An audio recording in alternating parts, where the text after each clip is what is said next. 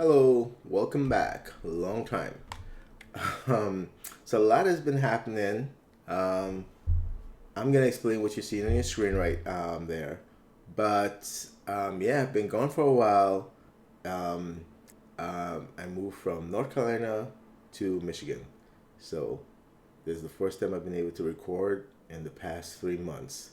So this is why I'm making this video now because in the place we're in, I want to install a water softener.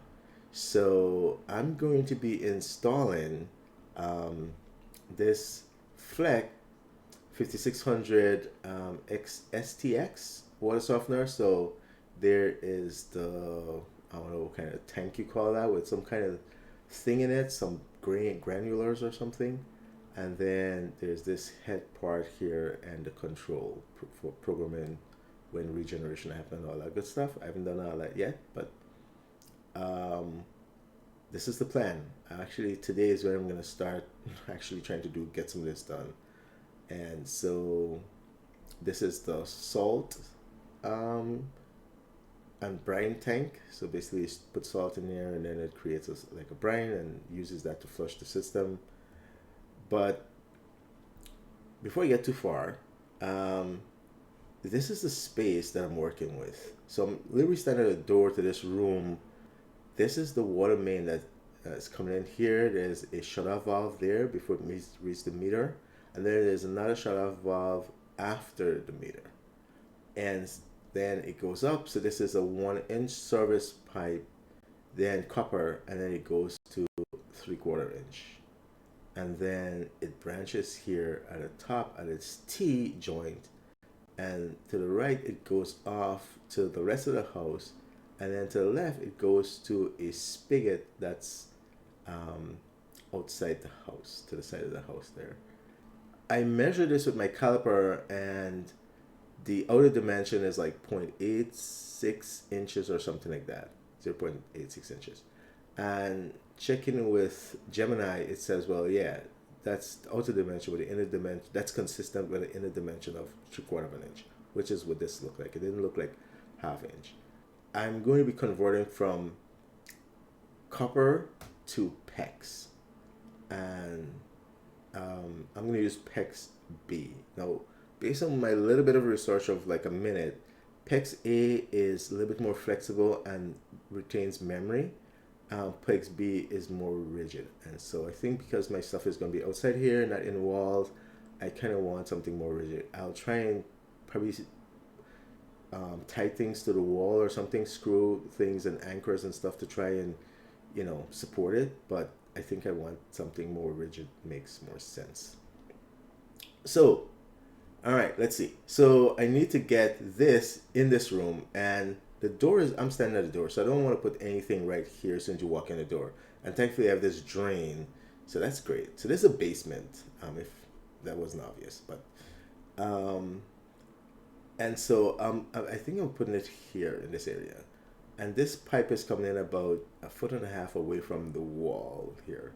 So I'll have to probably do some running of some pipe, not only horizontally, but horizontally, crossway like this between things, but also back towards the wall and maybe up the wall, to keep things neat. When I cut this copper, I might run it back towards the wall and then down, just to keep things clean. But then maybe I might not want to put it against the wall because it might cause issue. I have no idea. So we'll see. I have to figure this out. But then I threw it in um, Gemini, and I said, hey, can you show me how to put this Fleck system in, this room? And this is what it did. Of course, we don't have hot water here, so I told it that, and then it changed all the hot water pipes to blue, which is cold. Blue is cold. And I'm like, I don't need all that, but whatever. Thing. Eventually, I thought I was using my caliper, and I measured the dimension, and then it did that. It felt like it should put that in a picture.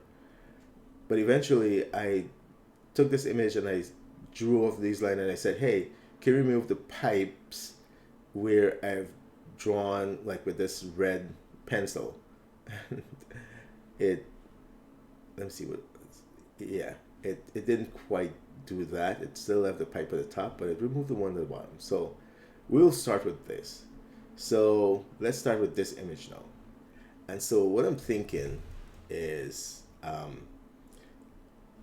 the water coming from the ground. This is the meter, and then there's this shutoff valve here. So there's a shutoff valve there. And what I'm thinking is before it went straight up and went to this T, okay? But what I want is, of course, I need water to be able to go into this thing and then go around in this tank, and then it comes out and it goes back up to the house. So what I'll do is I'll use a slightly different color for um, water that has been softened. I'll make it, let's call it green. All right. So green, nice softened water comes out. Oh, that's not okay. Let's Control Z, go back, and then switch this, and then green water comes out. Nice softened water comes out. So I still have to get water to go to my spigot. So what I'm thinking is if I can put some shut off, and let me put shut off in, let me use like yellow for shut off. And so if I put a shut off valve, let's say um, here and here, and you'll see why, because what I can do then is disconnect this entire system if I ever need to change out the entire thing, so I could shut off the valve there. But then what I want is I still have to get water to go outside. So what I'm thinking is put a T, oh, Control Z, is put a T here, and then do something like, okay, this goes back here and it connects to the pipe. So I'm back to connecting to the outside spigot. But what I want is, of course, I have to then, let's get some green back in there. I have to get going to the right here. I have to somehow get some my filtered water back there.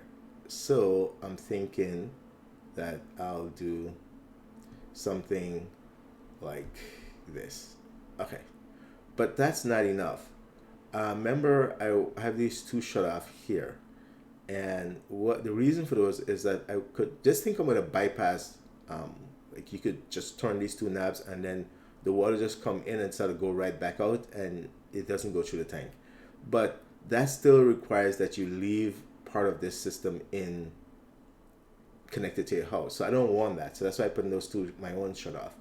And so what I'm thinking is, let's go back to blue. What I'm thinking is I'll have essentially a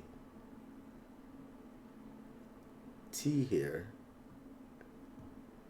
and I can do something like this. Now I'll need a few shut off. So I can put a shut off up. So of course there's this shut off here. There's this shut off here.